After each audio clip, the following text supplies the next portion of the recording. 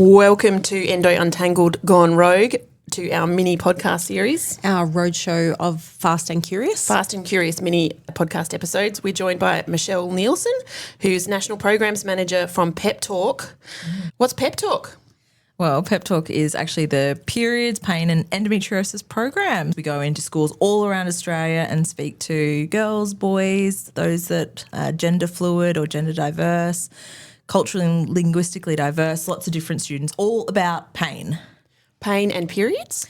Not a basic period program. We do have another program, a menstrual education program for primary school students, but our main bread and butter is actually diving into pelvic pain, the neuroscience tools that they can have in their toolkit to help reduce pelvic pain. So we've found with our data that we've collected, about 1 in 2 girls experience regular severe pain every single month that actually affects them going to school and doing sport and hanging out with their friends. And about 20% of the boys are experiencing pelvic pain too. So it's quite high as well. And I think one of the things you talk about, or a major theme that you discuss, is what's normal and what isn't. And because me as a GP, I'll see people who've been living with horrific pelvic pain for years but didn't actually even think that they could go and talk to a doctor about it. Yes, definitely. Yeah, we do talk about what's normal, what's not. Those cramps on the first day or two that are not really affecting their life, like that's pretty normal for most people. But when it's stopping you from going to school or, you know, doing things that you enjoy every day, that's when we're talking about, you know, seeking help. We do really talk about the importance of finding a good healthcare team, GP at the centre of the care, and then pelvic physios and dietitians, and if they need to, a referral on to a gynecologist, obviously from the GP. Like, we do really hammer home the importance of a good support network. That's so good. And what has the feedback been? Like, how receptive are the students, first of all? Yeah, really, really receptive. It's been so fantastic.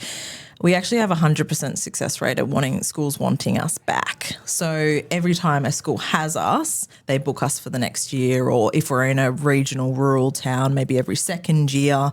And the students absolutely love it as well. We're breaking down that stigma, going in, talking about topics that have really never been spoken about before really openly.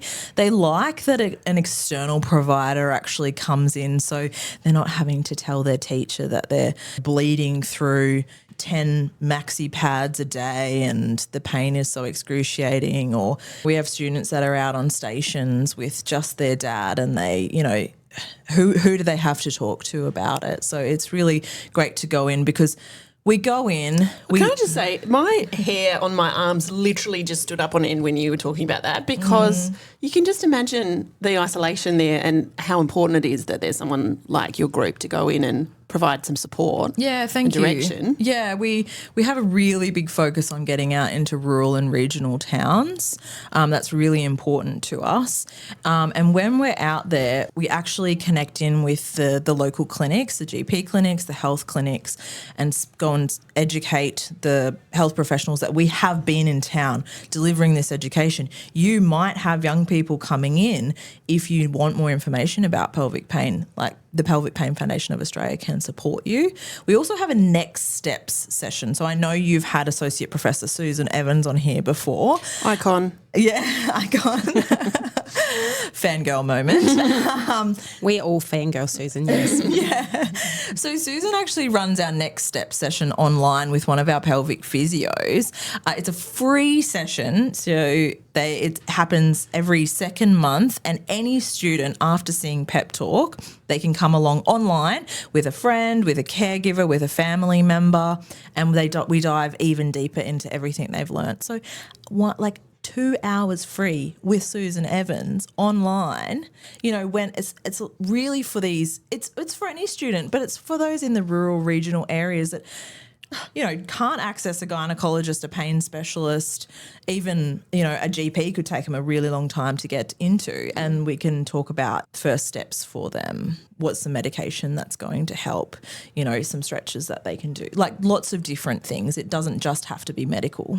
And get started with their care. And am I right in thinking that you're also putting people who are struggling with this, with pain and bad periods, some data and tools that they can actually take to their GPs. Like there's the Pipper tool, for example. Are you using? Can you talk a bit about the Pipper tool? Yeah, we are using the Pipper tool. It's a set of 5 or 6 questions, and it's actually part of our evaluation. So we've worked with those that developed the Pipper tool and put it in there to show students whether they should be seeking further support because of their pain or their period pain. So they answer those questions. At the end of our session, we do a recap, like the big takeaways, and then if this is a light bulb moment for you that what you're experiencing is not normal, come and speak to us at the end. So we have one-to-one time at the end to speak to the students. All of our clinical educators are either health professionals or teachers with a background in science or biology, and then we direct kind of the students where to go from there. We have a lot of handouts with a bit of a toolkit, like all the different things that they can start doing at home, and then what they can talk to their health professional about. And I love the idea that you can actually go to it or have a toolkit to help yourself manage, but also as a GP, I mean, obviously I'm working a lot in this area anyway. I'm quite comfortable if someone wants to come and talk to me, but if it happens to be a health professional who's not working a lot in this, and you can come along with a form that says, I've been identified as being at risk of developing a complex pain syndrome, and this is what is suggested. That helps their care be fast-tracked, I think. I mean, no one's going to be turned around at that point to say, oh, well, you should have some Panadol and Nurofen. You've already tried that, so now it's, okay, what next?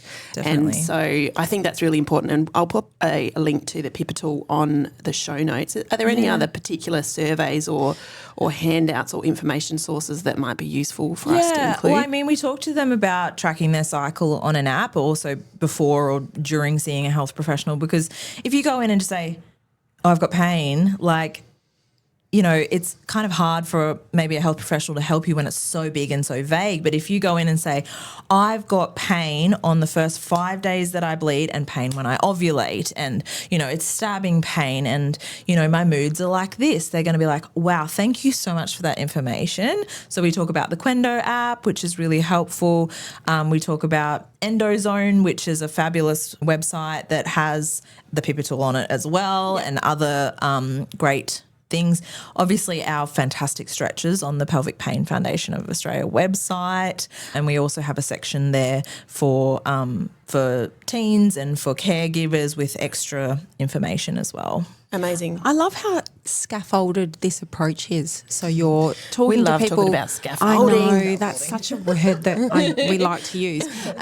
But it is reflective of how you've gone about this, where you are in front of students, giving that information directly, but then having that one-on-one time where, you know, if they're not comfortable or if they've got questions, they can go and see you. Then you're also in the community with GPs, and how accessible this information is, where you've got things online where, you know, maybe people need to start on their own at home, but really sort of outlining the whole buffet of resources. It's an incredible achievement.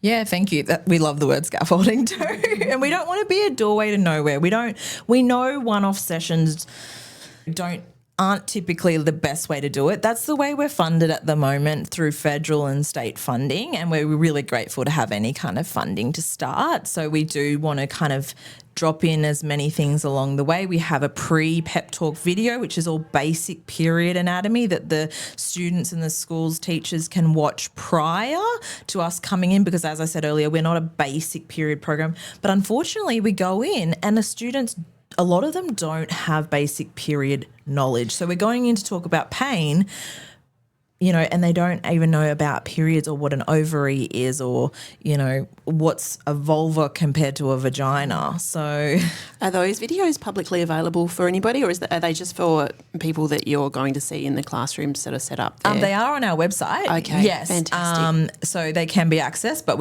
it's mostly sending the links to the schools to kind of watch before. But if anyone wants to watch some basic period education of me talking, they can. Don't we all? So, Michelle, one of the things I wanted to to talk to you about was, I know Pep Talk has published some data. So with consent, you collect data of the age of people you're seeing, what their periods are like, who's suffering, who's missing school, those sorts of things, and comparing them between regions and between rural and metro places that you visit. Can you tell us about some of the insights that you've got from some of that research that's been done? Yeah, some of the for things sure. you've learned? Yeah, we did. Pep Talk has been running since 2019, so it's been for over 6 years. But for our research component, we only took, a year and a half or 2 years worth of research. So we have spoken to so many other students, but, with ethics and stuff, we only have a small portion. I think it's still like 120,000 or something like that. Wow. So we have the biggest data set of teens in pain. And I would say this information isn't usually collected, is it? I mean, we don't have good data around anything to do with women's health. Yeah, so it's pretty special. But Pioneers. sorry? I said you're pioneers. Thank you. Yeah. And sorry, continue. Yeah. Sorry, we're just fangirling you. I guess it's not new news that rural, regional, Indigenous communities are experiencing more pain. So that's what our data is showing us, that students are experiencing more pain, more bladder and bowel pain. They're missing more days of school, and they're having more than 3 days of pain per month than those in the metro area. What it's also shown us is that students from government schools, so public schools, are experiencing more pain than those in private, so Catholic and independent schools. Now, we could probably draw lots of different conclusions from that, but that's kind of where our data is pointing us at the moment. Amazing. I mean, as a GP, I mention this often, is such a different consult and story to be working with someone who comes in with some information, who is in their teens, early in their journey with bad periods, query, endometriosis, early pain, compared to someone who's been dealing with this on their own without any scaffolding for years, decades. And whenever there is any sort of research or delving into this, early intervention is what everybody talks about, but it needs to be delivered, doesn't it? So any thoughts on that?